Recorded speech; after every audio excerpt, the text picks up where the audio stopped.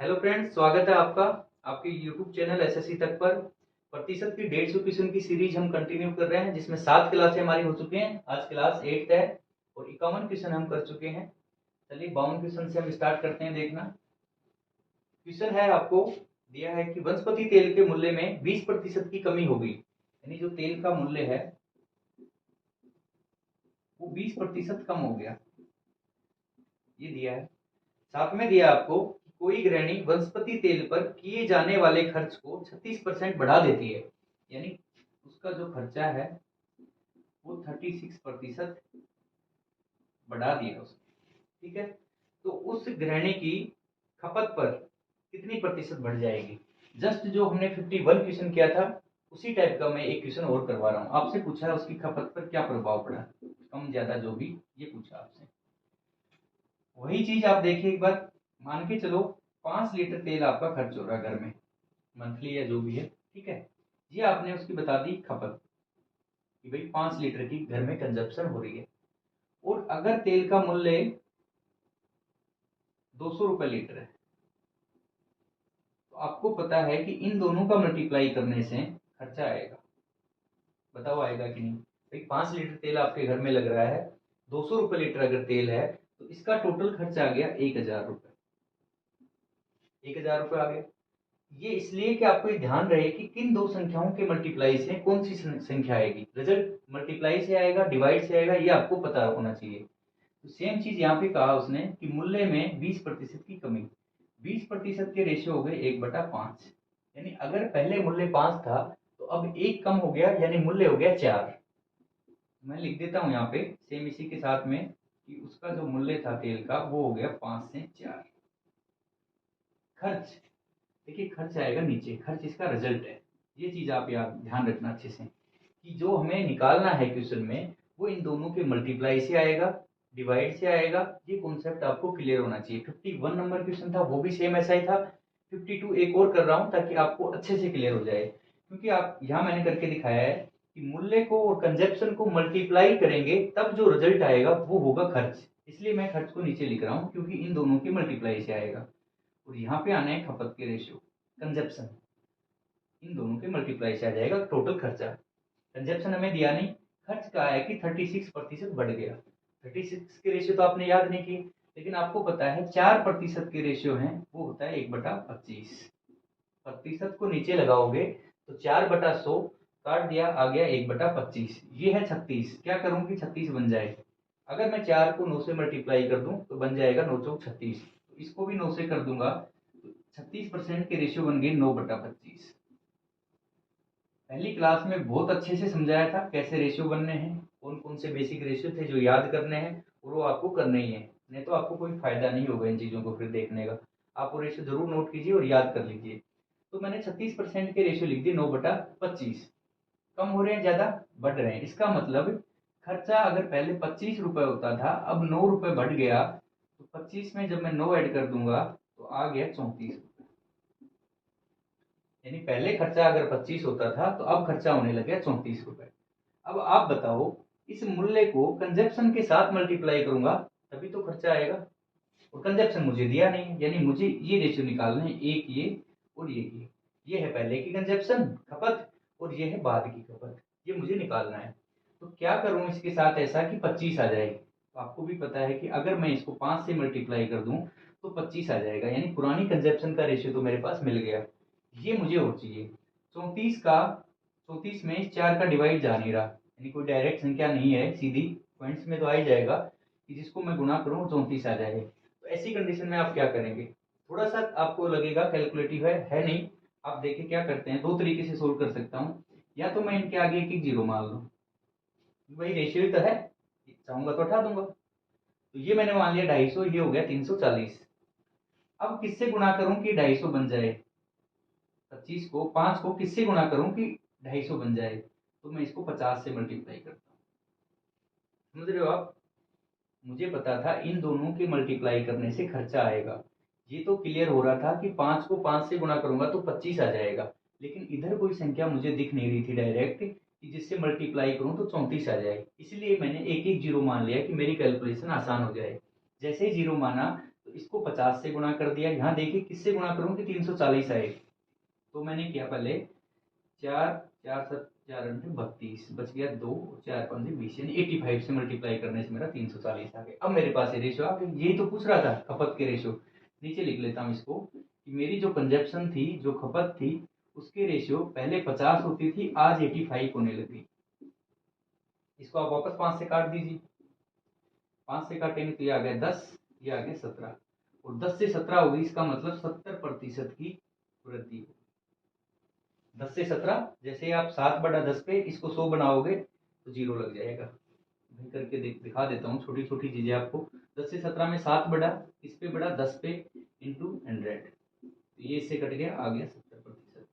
जिनकी स्पीड ठीक है वो थोड़ा सा इसकी वीडियो की स्पीड बढ़ा के देख सकते हैं, जिनकी स्पीड स्लो है उनके लिए बताना पड़ता है, सबको साथ लेके चलना है। तो ये आ गया 70%, और इसका आंसर भी यही दिया है, सी ऑप्शन।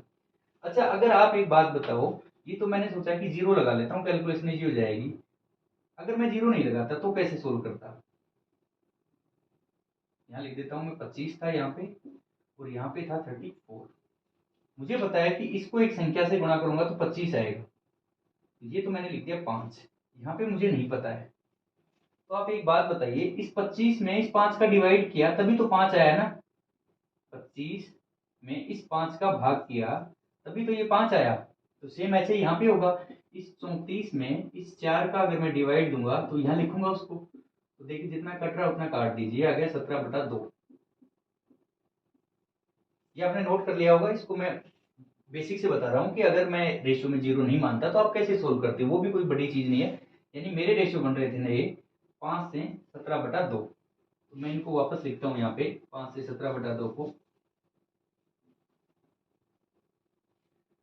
खपत के रेशियो बन रहे थे 5 17/2। ये जब यहाँ पे डिवाइड में इधर मल्टीप्लाई में आ जाएगा तो वही बात आ गई 10 से 17, और 10 से 17 का मतलब हो गया 7/10 पे, तो 7/10 इंटू 100, और वो आ गया 70%।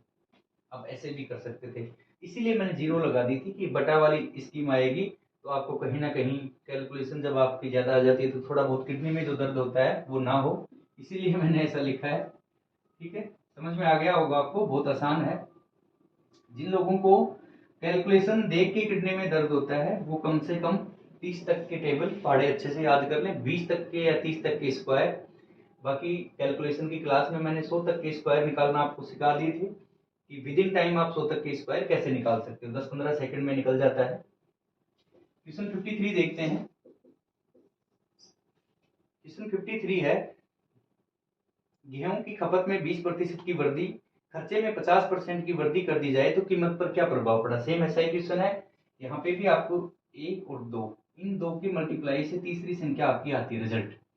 तो जब रिजल्ट दिया है इनमें से एक संख्या गायब है, बस ये देखना आपको। क्वेश्चन देखते इतना समझ जाना है कि क्या पूछ रहा है।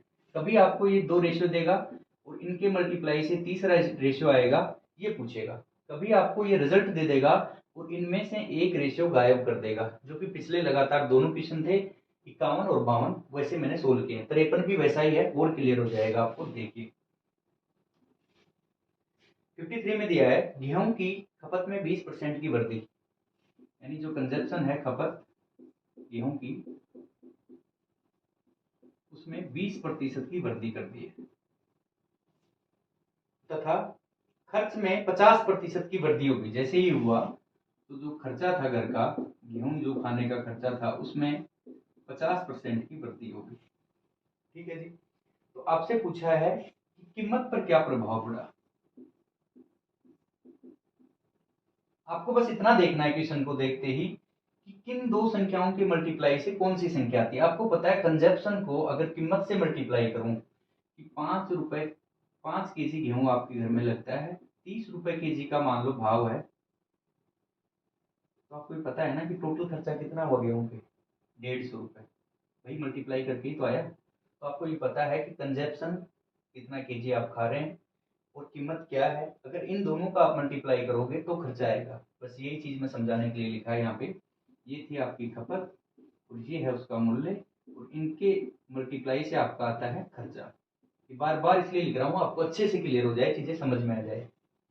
ठीक है, तो मैं लिख देता हूँ यहाँ पे, खपत के रेशियो आपको दिए हैं क्या दिए हैं 20% ज्यादा, 20% के रेशियो हो गए 1/5, यानी 5 से 6, 5 पे 1 बढ़ गया, ठीक है, तो 5 से बढ़ के हो गया 6। मूल्य क्या दिया आपको, ये जस्ट समझाने के लिए था, इस क्वेश्चन से इसका कोई लिंक नहीं है। खर्चा क्या दिया आपको कि 50% बढ़ गया, 50% के रेशियो हो गए 1/2। खर्चा आपको पता है, आप नीचे लिखोगे यहाँ पे, ये समझाने के लिए लिखा था, इसको मैं मिटा देता हूँ। ये आपने लिख दी उसकी खपत, कंजप्शन, जो कि 20% बढ़ी, यानी पहले 5 थी अभी होगी 6। खर्चा आपका 50% यानी 1/2, यानी पहले अगर 2 खर्च हो रहा था, अभी 1 बढ़ गया, तो खर्चा आ गया आपका 2 से 3। आपसे पूछा है मूल्य, कीमत, उसकी कीमत पर पहले मतलब क्या भाव था, अभी क्या भाव, ये पूछा है। तो ये आपको पता है कि इन दोनों संख्याओं के गुणा से ये रिजल्ट आएगा खर्चा, और एक संख्या यहाँ पे आनी है। वही चीज, अब 5 को किससे गुणा करें कि 2 आ जाए, और 6 को किससे मल्टीप्लाई करूं कि 3 आ जाए। करने में तो आप इसको पॉइंट्स में भी कर लीजिए जैसा अभी करके दिखाया, लेकिन क्यों ना मैं कैलकुलेशन को आसान करने के लिए एक एक जीरो लगा दूं, क्योंकि ये रेशियो है, 2:3 है, इसको मैं 20:30 करूं, या 2000:3000 करूं, 2 करोड़ रेशियो 3 करोड़ करूं, कोई फर्क नहीं पड़ेगा, जितनी जीरो लगाओगे दोनों साइड में तो वो कट जाएंगी। तो मैंने अपनी कैलकुलेशन को इजी करने के लिए दोनों के एक एक जीरो लगा दी। अब मैं मल्टीप्लाई करता हूँ, 5 को किस संख्या से गुणा करूं कि 20 आ जाए, तो 5 गुणा 4 और 6 गुणा 5 30। ये रेशियो आ गई मेरे पास कीमत की, क्या है भाई 4 से 5, यानी पहले कीमत 4 थी अभी होगी 5, 1 बढ़ गई, कितने पे 4 पे, 1/4 आपको पता है कितना होता है 25%। ये आ गया आपका आंसर, 5 अच्छे से नहीं दिख रहा है तो 25%, ठीक है, ये आपका आंसर आ गया कि गेहूं की कीमत में 25% की, बताओ वृद्धि या कमी, 4 से 5 हुई है, तो इसका मतलब वृद्धि, जो कि इसका ऑप्शन, क्वेश्चन नंबर कौन सा 53, इसका ऑप्शन है सी, 25% की वृद्धि। इस टाइप के क्वेश्चन करवा दिए मैंने 4 या 5। अभी आपको दिक्कत नहीं होगी, आपसे वो कुछ भी पूछे, एक क्वेश्चन नहीं कर रहा हूँ, एक ऐसे ही बेसिक कंसेप्ट की चर्चा कर रहा हूँ, इस टाइप के क्वेश्चन कैसे कैसे पूछ सकता है। एक आपसे ये पूछ रहा है कि खपत इनटू भाव या मूल्य जो भी है, इनको हम गुणा करेंगे तो हमारा आएगा खर्चा, ठीक है जी। सेकंड, दर्शकों की संख्या, भाई कितने लोग देखने आए, ठीक है, इसको मैं गुणा करता हूँ टिकट के मूल्य से, तो मेरे पास आएगी फिर इनकम, आय, ये दूसरी चीज होगी। तीसरा इक्वेशन कैसे होगा, आपसे दे देगा कि 5 घंटे काम करता है, 1 घंटे की मजदूरी दे दी, यानी आपसे दे दिया प्रति घंटे इनकम, किसी भी आदमी की प्रति घंटा इनकम या आय, इसको गुणा करता हूं मैं कितने घंटे काम करता है, यानी वर्किंग आवर, वर्किंग आवर बोलेंगे कि कितने घंटे काम करता है, समय, कार्य करने का समय, इसको लिखता हूं मैं कार्य करने का समय, ठीक है, घंटे में कितने घंटे काम कर रहा है। जब इनको मल्टीप्लाई करूंगा तो इससे भी उसकी आ जाएगी आय। एक ये बोल सकता है, ये बोल सकता है, ये बोल सकता है, और भी ऐसी कोई संख्या निकल के सामने आ जाएगी जब मैं देखूंगा कि इन दो संख्याओं के गुणा करने से तीसरी संख्या आ रही है, ठीक है। जैसे और बता देता हूँ आपको, डिस्टेंस बराबर होता है स्पीड इनटू टाइम, यानी मैं बोल देता हूँ कि स्पीड, स्पीड को चाल, चाल, ठीक है, चाल और समय, इन दोनों के गुणा से आ जाएगा दूरी। ये बहुत ही, मैं इन सब क्वेश्चनों का एक निचोड़, एक समरी आपको समझाने की कोशिश कर रहा हूँ। पहली, दूसरी, तीसरी, चौथी, 4 स्टेटमेंट हो गए। क्वेश्चन कैसे बनेंगे वो देखिए, आपको बोलेगा खपत में इतनी कमी करी, भाव में इतनी कमी या ज्यादा हुआ, तो उसके खर्चे पर क्या प्रभाव पड़ा। आप देखते ही समझ गए कि कंजप्शन को अगर मूल्य से मल्टीप्लाई करूंगा तो भाव खर्चा आ जाएगा। वही चीज यहाँ पे है कि दर्शकों की संख्या में 20% की वृद्धि हुई, टिकट के मूल्य में कमी या वृद्धि 10-20% की हुई, तो पूछेगा मालिक की आय पर क्या प्रभाव पड़ा। आप समझ गए, इन दोनों के गुणा के जो रेशियो निकलेंगे मल्टीप्लाई वाले, उससे इनकम आ जाएगी। तीसरी चीज आपसे पूछेगा कि एक आदमी की प्रति घंटे इनकम जो भी है XYZ उसको 10% बढ़ा दिया और उसके काम करने के जो समय है, वर्किंग आवर है, उसको 10% कम कर दिया। तो दो स्टेटमेंट हो गए। आपको पता है इन दोनों को मल्टीप्लाई करूंगा तो उस आदमी की आय आ जाएगी। ये तीसरा स्टेटमेंट। चौथा आपसे बोल दिया कि कोई बस की स्पीड को 10% बढ़ा दिया जाता है तो इतना समय कम हो जाता है, तो डिस्टेंस कितनी थी। मतलब इस टाइप के क्वेश्चन जिन दो संख्याओं के गुणा से तीसरा रिजल्ट जो आता है ये आपने सीख लिया। अब इसमें क्वेश्चन कैसे कैसे बन सकता है। कभी क्या करेगा, इस संख्या को हटा देगा, ये दे दिया और ये दे दिया, ये तीन संख्याएं हैं, उसको क्वेश्चन बनाने के लिए दो देनी पड़ेगी। या तो ये देगा और ये देगा, तो आप समझ जाओगे इन दोनों के मल्टीप्लाई करूंगा तो आया जाएगी। किसी क्वेश्चन में उसने इसको उठा दिया, टिकट के मूल्य को, बोल दिया दर्शकों की संख्या में 10% की वृद्धि हुई और उसकी इनकम 20% बढ़ गई, तो बताओ उसके टिकट के मूल्य में क्या किया। जब ऐसा करेगा तो जो भी पिछले लास्ट 3 क्वेश्चन करे मैंने, आप यहाँ पे ऐसे 2 राउंड लगाना कि ये खाली है और ये वाली खाली है, तो क्या मल्टीप्लाई की संख्या भरूं कि इसकी इनकम के साथ रेशियो सेट हो जाए। बस ये एक सोच तरीका है और कोई इसमें रॉकेट साइंस नहीं है, बिल्कुल भी बहुत आसान है, आप इसको सोल्व कर लोगे। ऐसे आप बेसिक बेसिक चीजें अपने दिमाग में कॉन्सेप्ट बिठाने की कोशिश करें कि रटने का काम बिल्कुल नहीं है। अगर आप रटोगे तो कितने टाइप, कितने पैटर्न, कितनी चीजें रट सकते हो।